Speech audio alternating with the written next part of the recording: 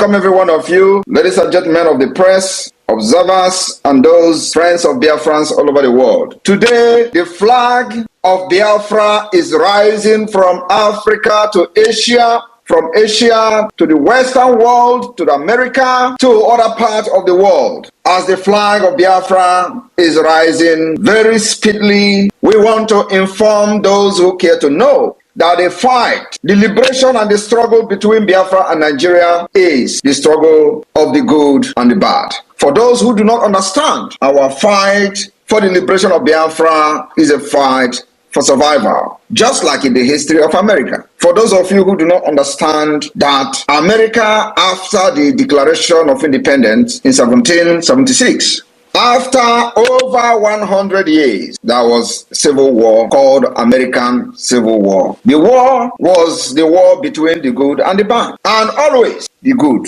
will prevail. Just like the good of Biafra will prevail over Nigeria. I would like to share a small history of the American Civil War, which lasted from the 12th of April 1861 to May 26, 1865. It was a brutal civil war between those who wanted to end the slavery and those who wanted to continue the slave trade. It is always good versus bad. At the end, those who wanted to end the slave trade won, and America became what it is today. Many of you don't know this, but you see, today what we are fighting for is the state of Biafra, which is going to be free of terrorism, against the Nigerian state, which sponsors terrorism, killing of women and children. That's exactly what we are trying to end. By emergence of Biafra, it will end terrorism, end ethnic cleansing, end insecurity, bring stability and peace. So there is no way we are not going to win this war. It does not matter how long it takes. It does not matter how many lives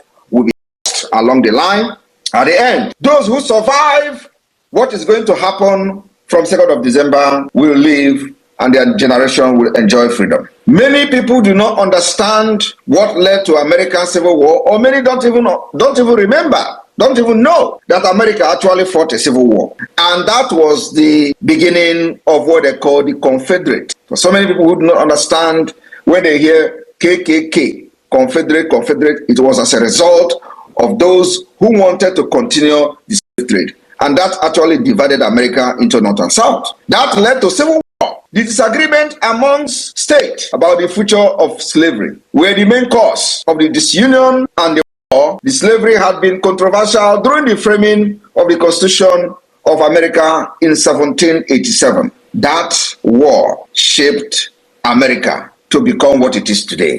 If you want peace, prepare for war, because the evil ones can never allow you to have peace without fight. They could not resolve the issue of slavery when very sane mind understand that slavery need to end. Those who believe that their minds are corrupt and they are evil said no, slavery must continue. And that led to the American Civil War. The same thing we are fighting today. Biafra are saying we are not going to be part of a country that support terrorism, support the killing of women and children, support the attack against Israel. We can never be part of a country that support attack against Israel. Biafra will continue to support Israel irrespective of what Israel have done to defend itself. At the end, the good will prevail. I want everybody to understand today that the coming sit at home will be a litmus test. Do not allow yourself to die as a result of your negligence and stupidity. In order for Nigeria to use you, Nigeria the bad egg and the evil ones, to use you as a propaganda against Ekpa and Biafra Republic government in the exile and Biafra de facto government in the homeland. For those who do not understand what we are doing, they say they have not seen a roadmap. I think that roadmap issue has been resolved many months ago. Our roadmap is this. Our roadmap is that the Biafra flag have risen in over 60 countries of the world, where Biafra has opened the Biafra liaison offices that will later become Biafra mission. After the declaration of the restoration of independence of Biafra, Biafra delegate in Finland will vote to adopt a new name for the liaison offices. Presumably, the name will become Biafra mission. The Biafra mission, upon recognition of the Biafra government and the United States of Biafra, will become Biafra embassy.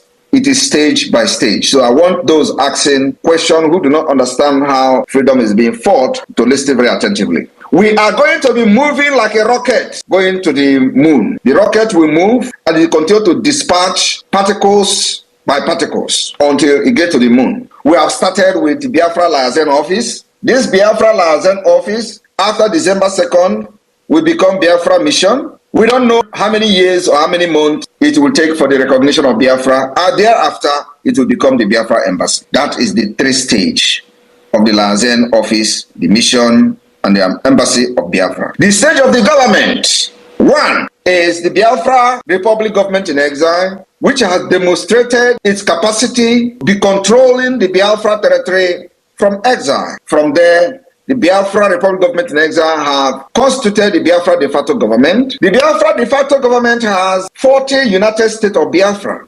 In each state, there are 15 counties. In each counties, there is 5 districts, meaning in each state, there are 75 districts.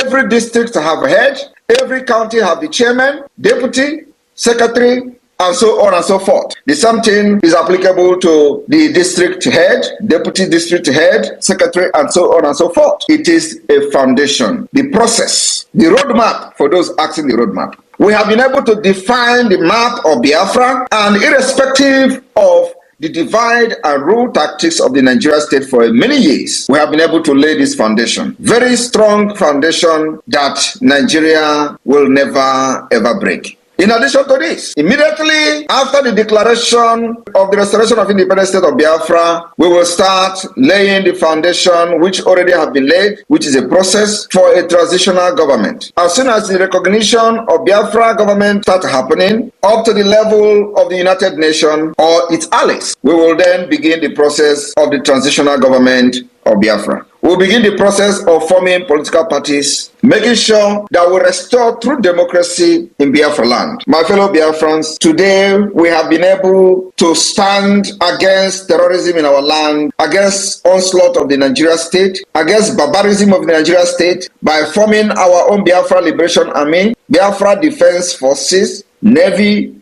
Air Force. Even though we do not have ship, even though we do not have the aircraft, fighter jet, the foundation has been laid. The police, state police of the Biafra de facto government is on the way. Our aim and objective is to make sure that the entire Biafra land is sealed and secured. That is the reason you are not hearing terrorist attack like they attack other parts of Nigeria. We have succeeded in safeguarding our land. But wait a minute. Who are those going around burning our homes, our villages, and communities? They are the Nigeria Army and other security terrorist agents within the Nigeria territory. Today, nobody is talking about it. Some people will tell you Simon Ekpa is the one that is drawing the Nigeria Army to Biafra land. And many of you believe it. Many of you believe it was Simon Ekpa that is bringing insecurity. Ask them, what gave birth to Simon Ekpa actions and activities in Biafra struggle? Was it not the insecurity that the Nigeria government has brought to Biafra people? They tell you Simon Ekpa was the one who unveiled Biafra Liberation Army and are drawing the Nigeria Army to Biafra land. Ask them, was Simon Ekpa part of the struggle when the Python 1, Python 2, Python 3, and Egweke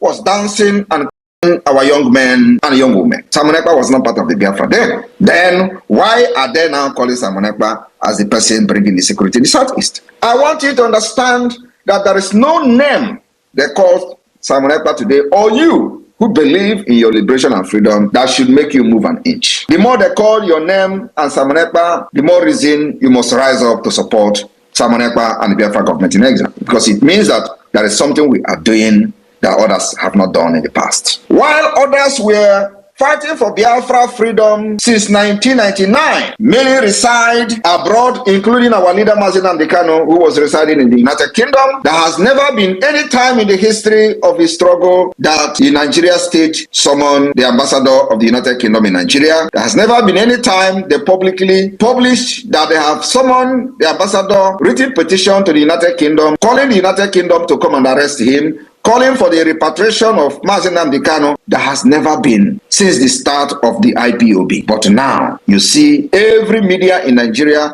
every illegitimate governor, every criminals, whenever opportunity is given to them to talk, they will call for the repatriation of Simon Ekpa. But since 1999 to 2012-13, when IPOB was formed, till the arrest of Mazi Nnamdi Kanu in 2015, till the kidnapping of Mazi Nnamdi Kanu in 2021, there has never been anywhere, any day, Biafra was discussed on the floor of the National Assembly. Our resolve, our resoluteness has made the issue of Biafra to become a topic at the National Assembly of Nigeria. It has never happened since after the war. The roadmap today, the activities of the Biafra Republic government in exile has pushed the illegitimate representative of Nigeria all over Nigeria state to be calling for restructuring. It has never happened in the past until now that the Biafra government in exile has come to take full responsibility and full charge for the liberation of Biafra. Today, they are discussing this constitution that, according to them, according to some people, was a military decree. The same restructuring that led to Biafra war, to the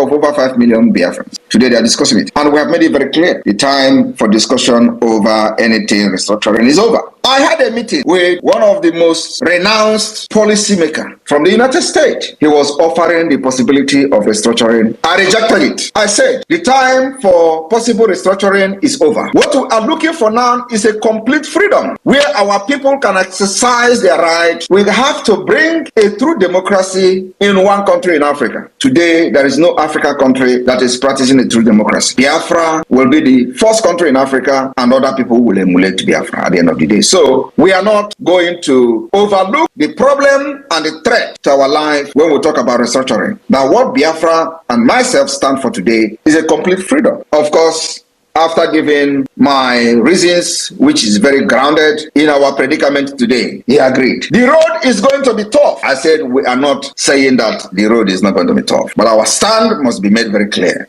to anybody who care to listen. Those who want to use Takia that the Fulani have used to and invade land and grab and conquer, we can never succumb and fall for it. We are not going to be in any table with anybody discussing restructuring of Nigeria. Nigeria can never restructure. You cannot restructure a faulty foundation. You can't build in a foundation that is broken. You can't build in a foundation where there is no concrete foundation to it.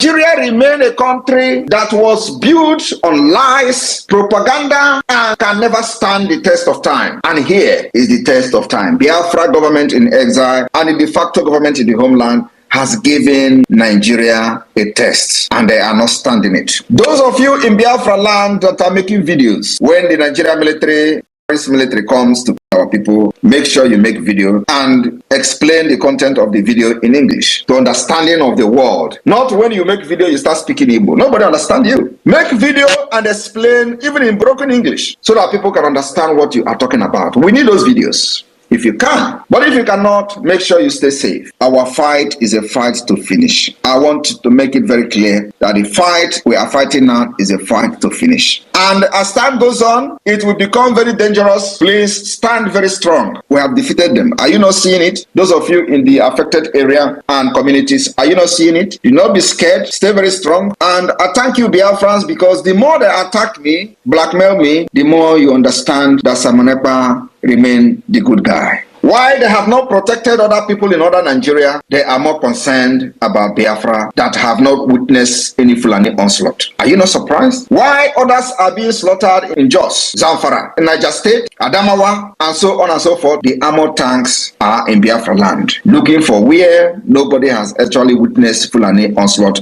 since 2022, that the Biafra government and autopilot took over the affair of the Biafra struggle. I have read why some people are shouting, when ESN was there, they were only protecting the villages, the bushes and all that. They did not protect Nigeria Army. And now, Biafra Liberation Army is a Nigeria Army, and for that reason, they are invading our land. Look at those idiots. Ask them, when the ESN was there, were there not armored tanks running our villages, burning our villages, where Abba Kaere was leading them to kill the commanders of the ESN? You know, these idiots, they have no brain. Was Simon Ekpa part of what was happening then? The answer is no. How many commanders of the Eastern Security Network was killed before I took over the Biafra struggle? Many of them were their body displayed on social media, a mockery of the highest order, and we have come to restore the dignity of Biafra people. Since you took over the government and this administration, have you seen where they are displaying the body of any commander? The answer is no. Even when they go and capture innocent people and show them, it doesn't move anybody. It doesn't sell. But before, every blessed day, we saw Abakaire and his group running over our villages. These idiots and criminals has forgotten that just a few years ago, they go invade our villages, burn it down. Commanders of the ESN, they drag their body on the street, they brag about it, they show it on social media, but today it is not happening. We are not saying that we're not going to lose people. We're going to lose soldiers. But the fact is that if we lose one, Nigeria is losing 100. If we lose two, Nigeria is losing 150. If we lose three, Nigeria is losing 300. That is what is going on. And it will continue to be like that. You don't fight in a way like this and expect not to lose soldiers. You're going to lose soldiers. Like Mazen Nnamdi Kanu, who understood the fight very well, he said, they will kill us, we will kill them, but at the end, Biafra will come. That's exactly what is going on. But our job as a government is to provide equipment, material, weapons that our army are going to use so they will not die. Well, look at our land is with us. Why they come, they die. I want everybody to understand that the coming sit at home will be like never before. You think you are going to be used by the Nigeria state to blackmail Biafra? You are joking. They will you. We will still move on. Stay in your homes so you will not fall a victim of the Nigeria state. Stay in your homes so that you will not be used as a tool for propaganda. Stay in your homes so you will live to see Biafra. Stay in your home so that your children, your siblings, and your families will be happy that you are still alive. Do not go, if you are serving Nigeria within Biafra territory, do not go to Secretariat because they are going to station their squad there to blame it on someone else. No amount of propaganda and threat will make us back down on this sit at home. This sit at home will be very, very effective in Biafra land, and we will show the world and the illegitimate representative of Nigeria within Biafra land that we have delegitimized them. Legitimization is what we are going to prove in the coming sit at home. Do not say we didn't warn you. Do not say we did not inform you. This is not the first time it is happening. It has happened in the past. They will only use you and use your body to do propaganda, and at the end of the day, nothing will happen. Sit at home, especially on the Friday, which is the 2nd of August. Our place is only Christians, traditional, and Jewish. That Friday, the last day, will mark the beginning of the cleansing of our land.